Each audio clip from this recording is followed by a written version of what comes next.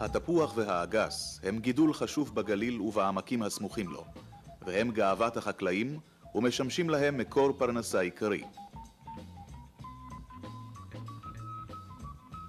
מכת המזיקים אינה פוסחת גם על מטעי פרי אלה. העובר בשטחי המטעים האלה בגליל עשוי להיתקל בחלקות שיש בהן נזק חמור, החל מענפים יבשים מתים וצמרות נמוכות, ועד כדי צורך לעקור עצים ולהשמידם.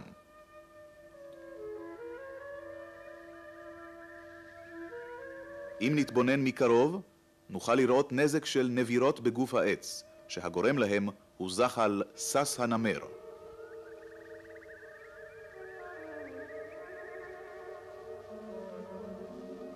הזחל הזה פוגע גם בעצי פרי רבים מלבד התפוח. הם כוללים אגס, רימון, זית, פקן ואגוז המלך.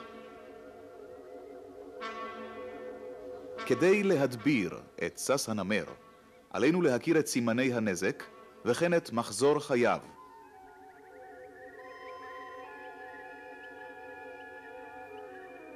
הנזק הראשוני מופיע בצמרת העץ ומתבטא בעלה שהתייבש, המכונה בפינו דגלון. בבסיס הפטוטרת תתגלה נסורת.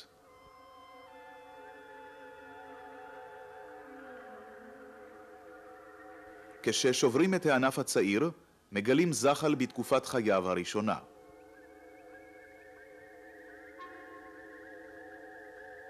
לאחר שבועיים-שלושה, הזחל נודד לענפים עבים יותר ומעוצים. כאן המחילות גדולות וניכר נזק בנוף העץ. בעקבות הנבירות נעשים הענפים חלולים ומוחלשים. כתוצאה מכך יישברו הענפים בקלות מרוחות החורף וגם מעומס הפרי הרב על העץ בתקופת הקטיף. בתוך מספר חודשים הזחל מתפתח לגודל של מספר סנטימטרים ומעתיק את מקום נבירתו לענפים העבים ולגזע. במצב זה אפשר לאתר פתחי מחילות וכן הפרשות גללים בסמוך למחילות ועל הקרקע.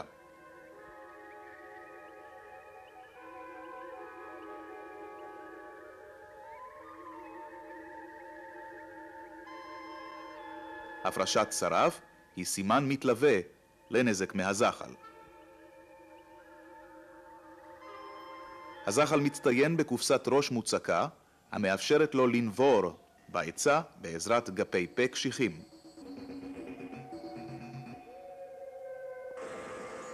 באביב מגיע הזחל לגודל מרבי של כ6 סנטימטרים, שלב הקרוב להתגלמות. הוצאת נסורת במקום גללים היא סימן מסייע לגילוי התחלת ההתגלמות. הנסורת מעידה שהוא בונה את קן ההתגלמות. קן ההתגלמות מתאפיין מבחוץ על ידי פתח המכוסה בציפוי דק, שדרכו יגיח הפרפר. את הפתח הזה הכין הזחל על ידי קרסום. הקרסום, שיצר נסורת רבה, נועד ליצור את חלל הקן, שבתוכו נמצא לרוב טרום גולם או גולם. אורך הגולם בין 1.5 סנטימטר ל4 סנטימטרים. הנקבה כבדה וגדולה יותר. תקופת הגולם נמשכת 2 עד 3, ובסיומה אפשר לראות בגולם אזורים שחורים שהם צבעי הפרפר. הפרפר יגיח בעוד יום-יומיים ויותיר אחריו את אור הנשל בפתח הגיחה. זה סימן חשוב המשמש את החקלאים בניטור המזיק.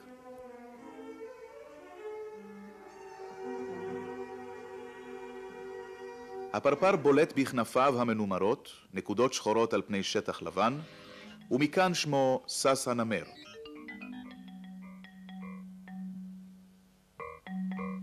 הנקבה גדולה יותר מהזכר ואורכה עד 4 סנטימטרים. הנקבה גם כבדה יותר מהזכר ואינה מתרחקת מהמחילה. היא מושכת אליה את הזכר, בדרך כלל מצמרת העץ, באמצעות פרומון מין שהיא מפרישה. הזכר קל ונייד ומתעופף למרחק של עשרות ואף מאות מטרים במטה. הפרפרים אינם ניזונים כלל. הנקבה מזדווגת פעם אחת, וזמן קצר לאחר ההפריה תטיל ביצים באמצעות צינור שאורכו עד סנטימטר אחד. משך ההטלה, יום אחד עד 3 ימים.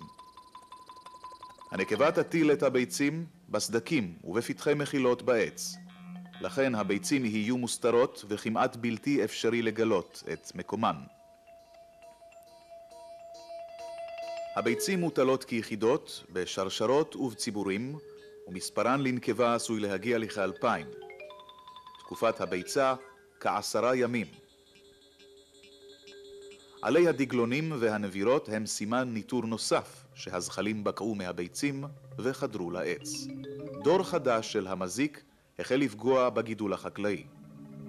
מכיוון שהנקבה אינה מתרחקת ממקום הגיחה, יימצא הנזק במטע בכיסים של נגיעות המצויים לרוב בשולי המטע. מופע זה מקל על איתור המזיק לצורך ההדברה. מלכודת אור, שאליה נמשכים הפרפרים בלילה, משמשת לניטור מועד הופעת המזיק. המלכודת מופעלת באנרגיה סולרית שנצברת ביום לצורך התאורה בלילה.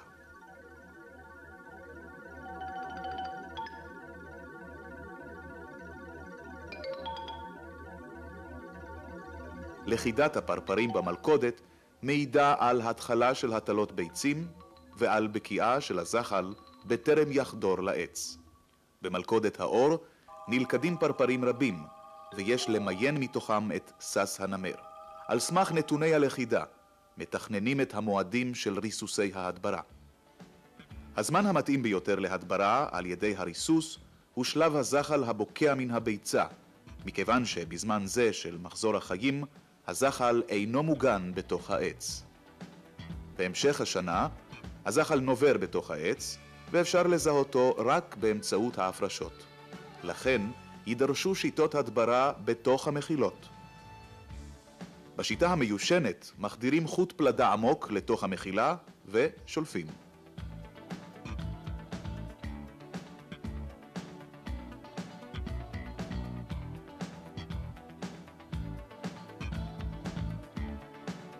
שיטת הדברה קימית נפוצה היא הזרקת התכשיר הקימי לתוך המחילה.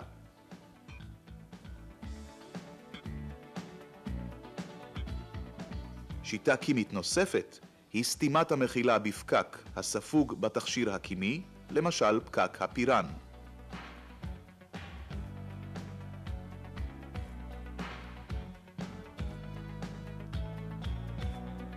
דרך ביולוגית להדברת סס הנמר משתמשת בחיידק בצילוס טוריגיאנזיס. החיידק מופק באופן מסחרי כתרכיז נוזלי או אבקה. החיידק פועל נגד זחלי סס הנמר ומזיקי חקלאות נוספים, בעוד שבעלי חיים אחרים, כולל בני האדם, אינם רגישים לו.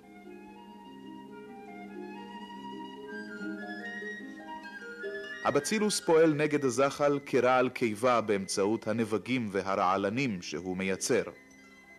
מכינים את המחילה לטיפול הביולוגי נגד הזחל. מערבבים את החיידק בפלסטלינה וסותמים את פתח המחילה. הזחל שמחרסם בפלסטלינה ייקטל על ידי החיידק. חלק מהחורים הנראים על ענפי העץ הנגוע הם עדות שפעל כאן הנקר הסורי. הוא מסוגל לאתר ולצוד את הזחל החבוי במחילה. מחילות פתוחות הן פתח חדירה נוח לטורפים פרוקי רגליים, כגון עכבישים וצוותנים, ואילו הנמלים טורפות בעיקר את הביצים של המזיק. טפיל שפועל כנראה באופן ייחודי נגד סס נמר בזיתים הוא הצירעה מהסוג אלחרטוס, אשר תוקפת זחלים מבוגרים. את הצירעה אפשר להרבות במעבדה על זחלי סס הנמר שגדלים במצע מזון מלאכותי, אשר פיתח דוקטור עמוס נבון.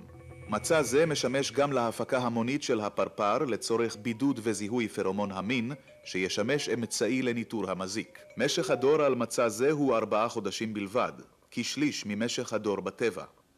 לעומת זאת, מחזור החיים בטבע נמשך כשנה שלמה.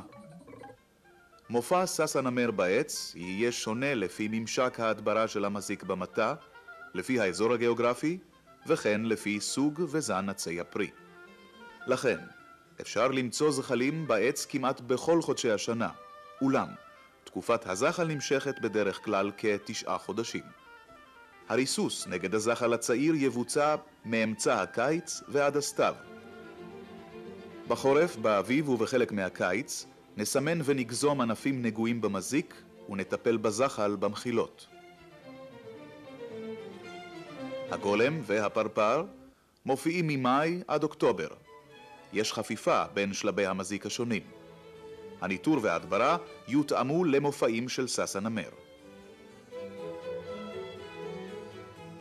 הכרת מחזור החיים על כל שלביו מאפשרת לנו להדביר את סס הנמר בהצלחה ולמנוע בכך את הכחדת המתה.